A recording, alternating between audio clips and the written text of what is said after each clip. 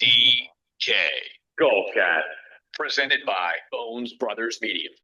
Major golf hangovers, man. We were talking about it after the Masters, and I'm feeling it again after the PGA Championship. Hard to get up for a measly $10 million tournament this week, but we'll be talking about the Byron Nelson here in just a moment. A lot to unpack, though, from the 2026 PGA Championship at Aronimink. And Wildman, betting wise, it was an up and down kind of week for us. The core four was rather paltry. We'll get Bones DK's defense of that here in a moment. Prop drop did all right, but the leaderboard was so bunched up this week. It was really hard to pull away, and maybe even it was hard to feel like you were ever out of it this week also, even though some of those lineups that were making money only got 5 of the 6 guys through. So live guys did pretty good, had a couple in the top 10, had a couple not do so good in DeChambeau and Hatton. And then Aaron, I prefer my Ruben on Rye, is our PGA champion. And a lot of people talking about his brandability, his personality, maybe the flukiness of his win. It's only his second win on tour. But what a lot of people are not talking about is just how incredible that last 10 holes, that back 9, not just in PGA Championship history, but really in major history. Want to welcome TW Man to the broadcast. I mean, the guy was cutthroat, really following the script of the whole PGA season. One guy running away with the tournament, Wild Man. Yeah, I mean, you got to give it up to Rye. Congratulations to him. Obviously, he's getting a lot of the pub from the double glove, and sort of the story behind it, and all that. Pretty unexpected victory, though. I did not see many shares of him in any of the events or the tournaments that we were playing in, side pot type of stuff. It was, he was 1% or lower in all those tournaments. So there was still an opportunity to make some money without him, but hey, you got to give it up. Golf is golf, and it was kind of weird how the McIlroys and those kinds of guys were like, sort of tongue in cheek complaining about the setup, like it was keeping too many guys in it, and it wasn't, easy enough for us to dominate, kind of thing. I was sort of, taken by surprise with some of his comments, because it's like, go out and shoot 65 and win it, So, Aaron Rye. Aaron Rye does check a lot of those boxes for a major championship. He's a great guy, great golfer. He's, in my opinion, pretty marketable because of his likability. But Bones DK, how do you celebrate a major champion that wears 2 gloves? Not in the stack either, on the golf course. I'm a bowler, right? And we got guys out there rolling with 2 hands these days and doing all this stuff. So, hey, whatever gets the job done, gets it done in whatever sport they are. So he's a major champion and he wears 2 gloves. Hey, I wear my glove when I putt. So, people rag on me for that. That's how people know you are not good at golf, when you wear your putting glove. By the way, can I say this real quick? Your glove onto the putting green. You guys all know DK, right? And if you're listening to this podcast and you know us growing up, you know who we're referring to here. He took me to St. Clair Country Club. This was probably 1998. I was golfing with him and his mom, and he puts on 2 gloves on the first tee. And I was like, what's the gag? What are we doing here? So I have played with a guy who's worn 2 gloves. He was not very good.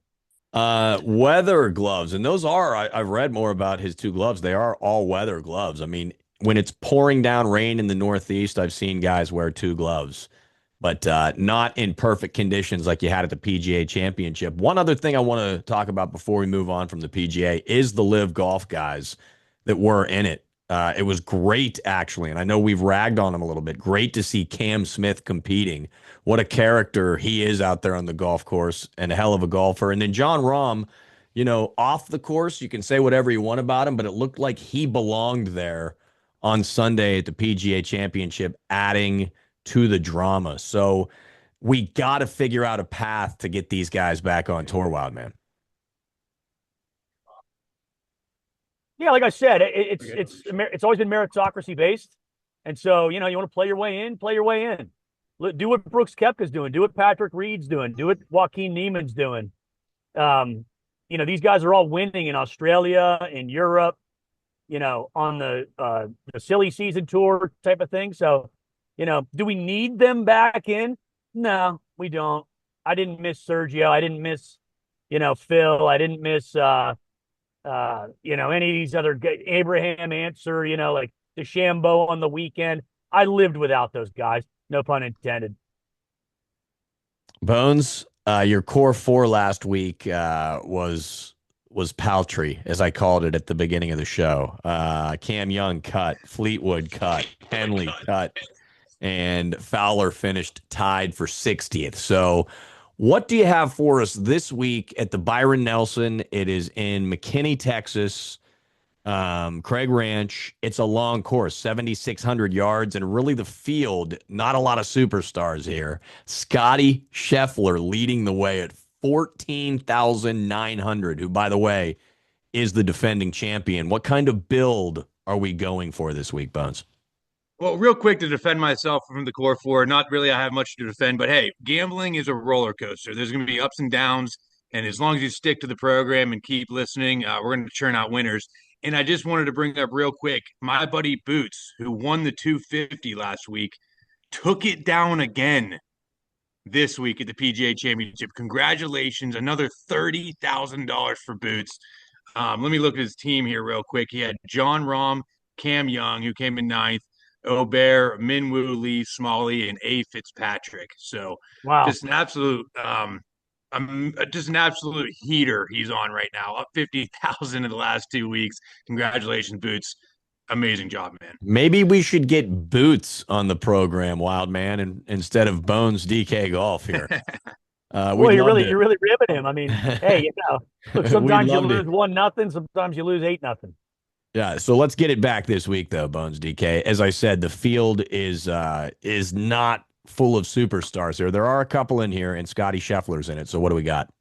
I mean, Scotty Scheffler, $14,800 is just absolutely crazy. If you put him in, you have $7,000 left for 5 guys.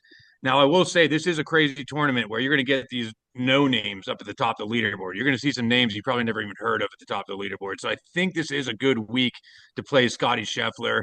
He hasn't won since January. He's had 3 runner-ups since then. The dude's hungry to win. He's from Texas or plays great at Texas. So no surprise if Scotty comes out here and dominates. However, you're going to have to play some scrubs down there at 7K. So as per usual, my core four, I'm going to try to build a little more balanced and let's say without Scotty here, though I think he's a fine play. We'll talk about cheap guys down there. But let's talk about another Texas guy that I was playing a ton in the beginning of the season. Then I got off him. Right when I got off him, he started doing well. It kind of reminds me of that meme we've been seeing, Edge, on Truman Show. It's like, he said not to play Spieth. Make sure he's the first round leader. He right. said not to play his Cam Smith. Make him runner up. That's how I feel right now in golf. However, we're to get to that roller coaster and start going up here. Jordan Spieth, want to play him again this week at $9,800. Has great success here. Let me look at my notes. He's a Texas guy. He has the 4th, 2nd, and 9th at this tournament. He loves Texas. He's been playing great golf. He hasn't missed a cut, and I can't even scrolling down here. It's been 15 tournaments since he's missed a cut. A guy who I think can pop at any moment and win. And if it's anywhere, it's going to be a tournament like this where the field is. I mean, you have Rio Hisatsune only $600 cheaper than him this week. The level of player Jordan Spieth is, he's good enough to fire up this week. And I want to play studs if you're going to pay up for him, like Jordan Spieth. So Jordan Spieth is going to lead my my core four off this week at $9,800. And Spieth has been quietly building momentum over the last few weeks. Not that he's really been contending for the title. Maybe at the Blue Monster, maybe he did there for a minute. But he is in that top 10 and has been for the last few tournaments. So it's not a bad play, especially this week. I like him in Texas also. And good price relative to Scotty. Go ahead with your second member of the core four. Second member of the core four is actually similarly priced, $9,900, Si Woo Kim. He has insane history here. He has a runner-up 13th and 15th all the time here. I know course history isn't everything, but I love seeing that, especially how he's playing this year. Another guy who hasn't missed a cut in months. He also has 3 top 10s this year, following up this year with all those made cuts. He's 10th in scoring average, 11th in birdie average. And again, it's going to be a birdie fest out here. You're going to need guys that pour in birdies. He's a very streaky guy. And last time he played in Texas this year, he has a 10th place as well. So again, $9,900, avoiding Scotty there. Spieth and Siwoo Kim are, in my opinion, by far the best two players in the 9K range, and I want to start my lineups with them this week. Wild man, I know that you are a big Siwoo Kim fan. How do you like him in the core four this week? Yeah, I love him in the core four. He's good buddies with Scotty Scheffler. They play a lot of golf in Texas together. And Siwoo, generally speaking, has good finishes in all the events in Texas. So I could see him like maybe being paired up with Scotty maybe on Saturday or Sunday towards the top of the leaderboard, and maybe they carry each other.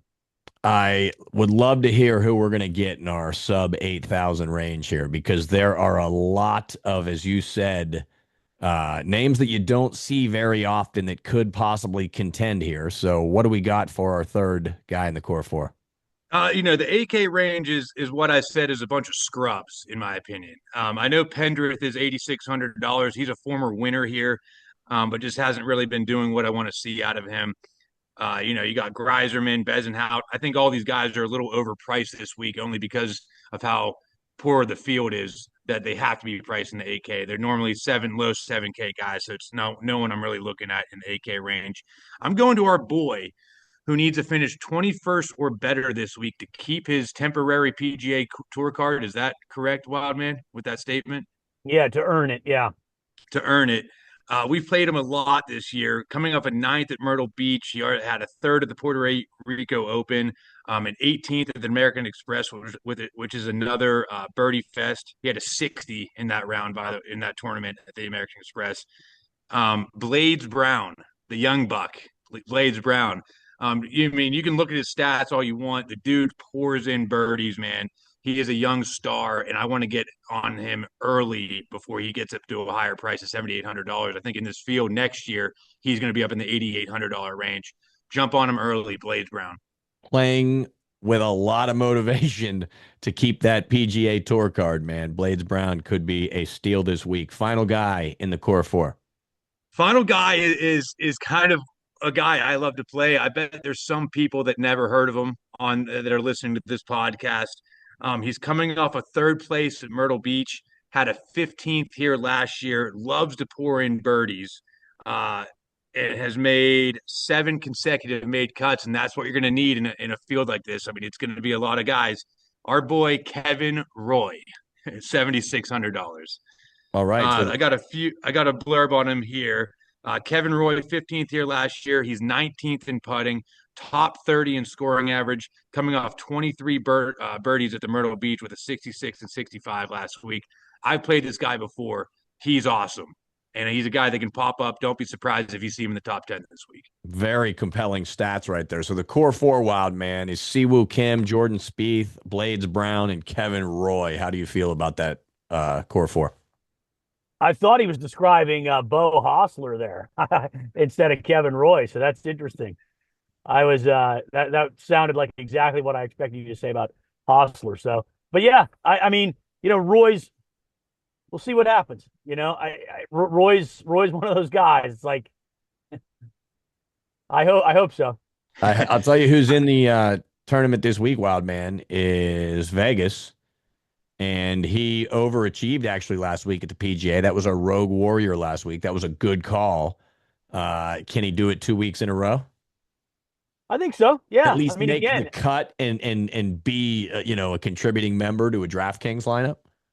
Yeah, like I think Bones DK said this a moment ago. Like when you take out Spieth, Scotty, and Siwoo, I mean, there's not a huge gap there between like a Johnny Vegas and a Wyndham Clark type player, and you're getting mega savings there, right? A couple $1,000s in savings in DraftKings. So I think Vegas is worth a look. Terrible putter. Just horrendous putter, though. That's why it was surprising that he was able to hang in there at the PGA because you really had, Yeah. the guys that were putting at the end of the week were the guys that were winning. Who is our rogue warrior this week, Wildman, that you can add to the lineup? Yeah, I got two guys I'm going to give you. The second one is my favorite rogue warrior of all time. First guy's Austin Eckroat. Look, he's just coming in with some good finishes, and he was the runner-up here last year. He's a two-time PGA Tour winner, was once ranked in the top 35 of the world in the last 24 months. So kind of a guy that I believe he's 13th in strokes gained approach right now, and has some good vibes here at Craig Ranch. So I would take a look at Austin Eckroat. But this guy, this is my number one rogue warrior of the season, guys. He's $7,000. He's been primarily playing in the off-tour events, the silly events like we call them, or the Corn Ferry Tour, but he's not missed the cut this year. And he went to Texas Tech. He has 8 top 3 finishes on the Texas Junior Golf Tour, including 4 victories on the Junior Texas Tour. Like I said, Texas Tech Red Raider. And I'll give you this too. If you look at Alex Smalley, we can go back to Smalley a couple of weeks ago when he finished runner-up at the Zurich. He's since followed that up with 2 runner-ups, including a major, really knocking on the door to win. It's his teammate at the Zurich, Hayden Springer, at $7,000. All of his success in his career has come in the state of Texas.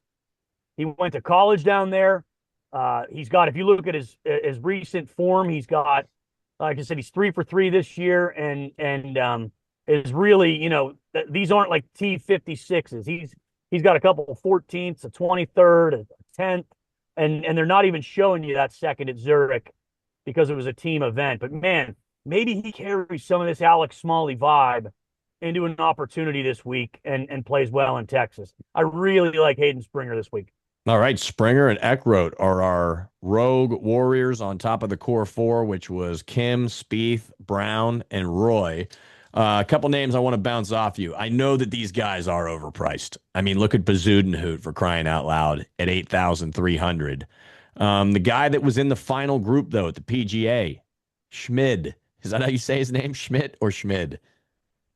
Schmid. Schmid, yeah. Do you think that momentum, Bones DK, carries over to this weekend, and is he worth the play at 7,500? $7,500. He's definitely a good play. He's been showing up on leaderboards lately. He's kind of an interesting player, and I just like a guy like that that's been showing up on leaderboards. So yeah, Schmid is definitely a good play. I think he would fit in perfectly with the core 4 as well, actually.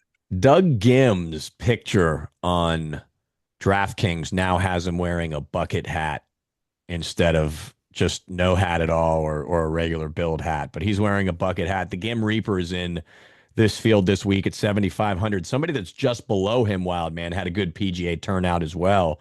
Christian Kirk. How do you feel about him? Yeah, I was looking at Kirk earlier. That's really a flash in the pan, but he was dealing with some off-course issues over the last few years. He's a multi-time PGA Tour winner. Was having some alcohol and drug problems, got himself corrected, and now he has been playing well as well. I said this off the air to Bones DK because we were talking about guys like Hostler and Roy and all those guys, and I'm like, man, Doug Gim is on my short list of banned players. I just can't click him. I just can't do it. But man, I think I probably have to play a second lineup this week because this checks every box for a guy like Doug Gim.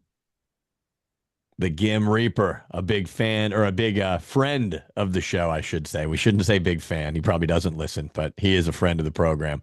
Bones DK, how about another big name kind of mixed into the bottom down here? Tony Finau at 7,200. Is he worth a play? I mean, just seeing his price, 7,200 in this kind of field, 100%. I mean, he's had success in Texas. He's a better player than everyone down there when he's playing in his top form. He just hasn't been showing it lately. But it would be no surprise if you see Tony Finau coming out here and doing well in Texas. I mean, he's due for a good finish. So, yes, I do like Tony Finau this week. 2 names for you, Wild Man, because I know you love the Canadians. Mackenzie Hughes. Did we talk about him maybe last week at the PGA? Was he even in the PGA last week? We had him at the Zurich. Okay, I was going to say he Pendrith. has been talked about here. Mackenzie Hughes. Yeah. I got two names for you. That's the first one though, because I know you love the Canucks. Do you like Mackenzie? No, I'm going to pass on Hughes this week. He's not as long a hitter as he feels like he is with that body frame. Really good looking guy.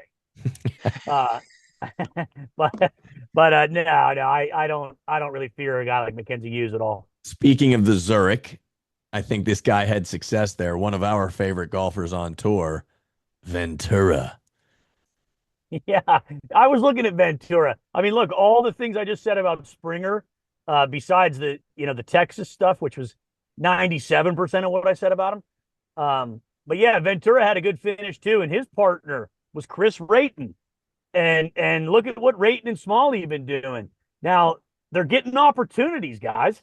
Guys like Springer and Ventura, don't get as many opportunities. And so maybe they're carrying the same kind of juju into this and can do something with it. Rob, do you remember what Ace Ventura's landlord name man, was in the movie? That's so funny because I said an Ace Ventura quote last night out of nowhere, and I was like, man, I got to watch that movie again. But I can't remember now. You got to know, Steve, right? Yeah, Mr. Dance. It's Mr. Dance. Yeah, that's it.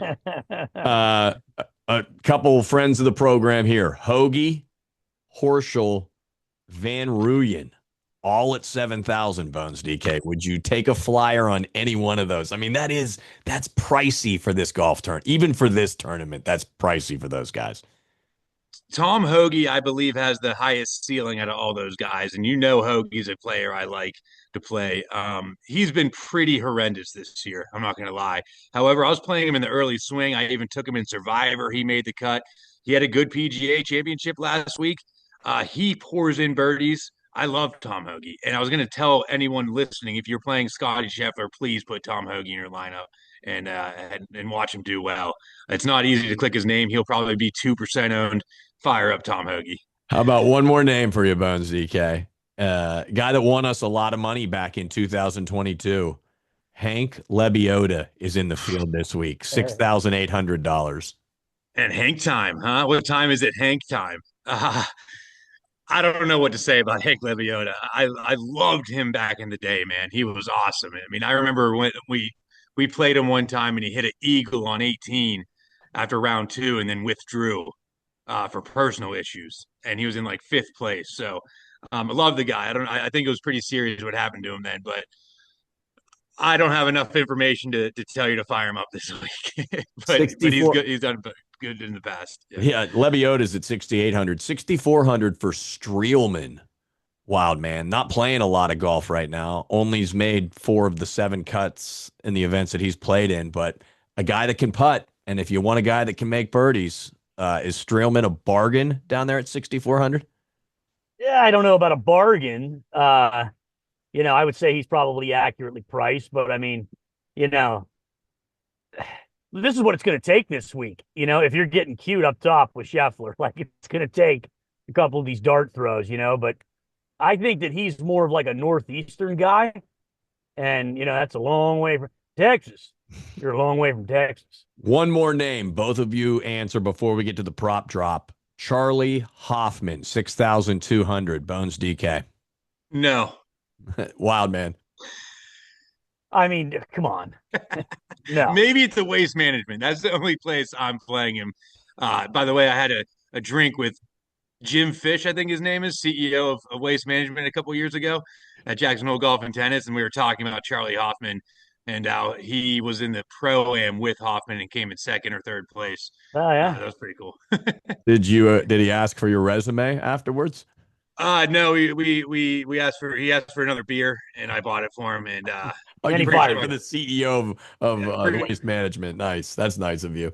Pretty sure my card declined and he ended up buying. So. All right, prop drop real quick. We got to move things along here. Hatton was not the top live finisher last week. Rose was a top 20 finisher, though. He was actually a top 10. There was no hole-in-one last week. And I can't remember what our other prop drop was, but we were 2-2 last week in the prop drops, Wild Man. What do you got for us this week? Man, there were some close hole-in-one calls there, too. Rayton went down and out on the par 4 drivable 13th, 299 yards. I mean, it went halfway down for an albatross. Look, this tournament's really strange. So let's go with our Rogue Warriors to make the cut. But guys, let's give this one a rip. Hayden Springer 175 to 1 to win it. We'll Throw a take couple it. bucks on it. And you can each weigh it. So, if you're listening to this, you can each weigh those and take them top 5, top 10, top 20 in case he plays well, but comes just short. And you'll probably get plus money on him to make the cut, believe it or not. I think I saw he was only 43% to make the cut on Data Golf. But yeah, I don't know. There's just something about it, guys. Like I love guys that win at any level, whether it's amateur, Corn Ferry, Asia, Australasia, Sunshine, Canadian, whatever tour they're on. If you're lifting trophies, it matters. Outright winner, man. We'll take it. 175 to 1. Bones, you got a prop drop for us? I mean, I'm just gonna stick with the 5 to win $1,000, guys. I mean, keep firing up the core 4. They're all gonna top 10 soon. The odds are a little better for us this week, so 5 to win $1,130 with the core 4 top 10. Brooks Koepka not mentioned on this podcast to this point. He's the only other superstar in this one. I mean, nothing on Brooks, Wildman? I mean, I have a take. Yeah, I mean, his irons have obviously been great, and they might provide him an advantage again this week in terms of opportunities. But if you watch that PGA, man, I mean, that putter, holy smokes. And that is not something new. Like he has just been wacky, like in short distance putting. Could he pop? Sure. And yeah, obviously he's got more majors outside of Scotty and Jordan than the rest of the field combined. But I don't know. He's not going to outplay Scheffler in this golf tournament. There's just no way. I mean, hey, just as the host of the show, prop drop, Scheffler will beat Koepka. I know that's not that big of a prop drop, but Scheffler's going to beat Koepka in this one. Real quick before we get out of here, Wembanyama goes for 41 and 24 last night. Wild man. Can the Spurs win the championship? Oh, without a doubt. I mean, I think this series is for the title. I mean, you got him with Stephon Castle. They were missing De'Aaron Fox. That Dylan Harper, the number 2 overall pick. I mean, guys, their average age is like 22 and a half. And Wembanyama, I mean, come on. What else do you want from the guy? He nailed a 28-footer to force overtime. He had 24 rebounds. He, connected in the paint. He was blocking shots. If he stays healthy, that series is going to go long. I still think that the experience of OKC probably wins that series in 7 games. We're talking about great rounds historically with Aaron Rye at the PGA Championship. Wemby's game last night, the last 12 minutes and the 2 overtimes, was some of the most competitive basketball, physical basketball I've ever seen. And every time he was called upon, Wemby made it work for the Spurs, man. So that's 22 years old, this guy.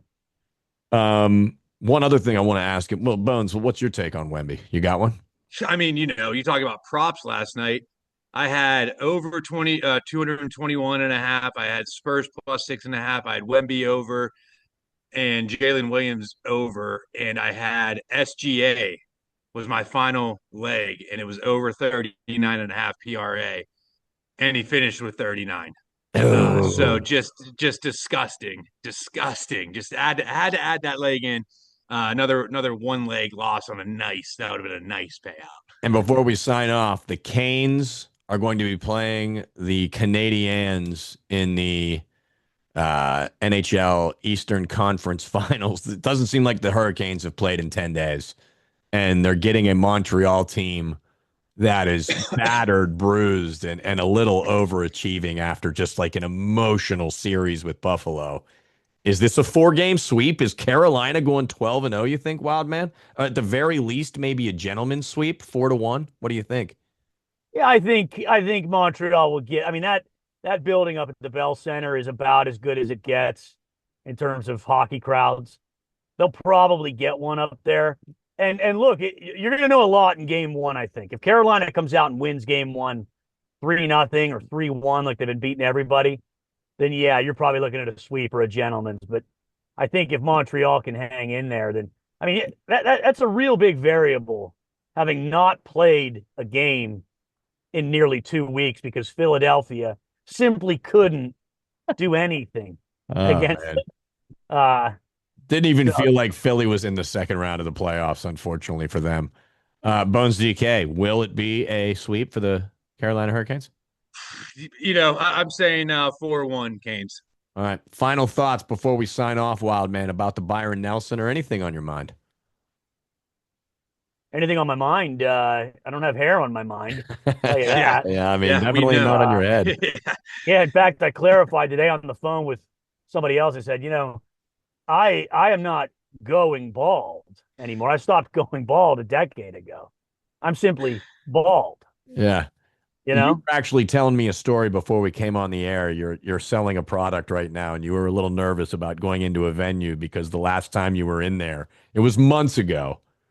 You had made a off-color remark to the person at the desk, and I you were wouldn't say you were it was off concerned. color. You were concerned. You had a little bit of guilt, and I told you, I was like, well, she's gonna remember you, buddy, because nobody forgets that bald head when they see it. Yeah, but let me clarify. It was not it was nothing bad. I simply told a bartender that she'll probably be my future wife one day. And I haven't been back in there. And now I went in there you're right, to try to sell some products. And she was in there, and it was crickets in there. There was like one guy drinking a Busch Light. I walked right in, right out. Yeah, I mean, as soon as you walked out, too, she was like, that was the guy. And the guy drinking the beer is like, what? She's like, yeah, remember that story I told you? The guy who said he loved me and I'd be his next wife? That's him. ZK, you got any final thoughts before we sign off here? Man, I got a lot of things on my mind now, after these conversations. But as far as the Byron Nelson, believe in the core four. Keep riding it, guys. We're gonna get there. Yeah, we need a jackpot, man. We need one here. It is at McKinney, Texas this week. Craig Ranch is where they're playing, the TPC Craig Ranch. And like we said, not a huge field here in terms of star power. You got Siwoo Kim in our core four, Jordan Spieth, Blades Brown, Kevin Roy. Our Rogue Warriors are Springer and Eckroat, and our prop drop, Springer and outright to win 175-1. And then we're taking the core four in the top 10, a $5 parlay to win 1,000. For TW Man and Bones DK, my name is Edge. Until next time, thanks so much for listening, and good luck in Texas at the Byron Nelson. Thanks for being here, boys. Thank you. Yeah, thanks.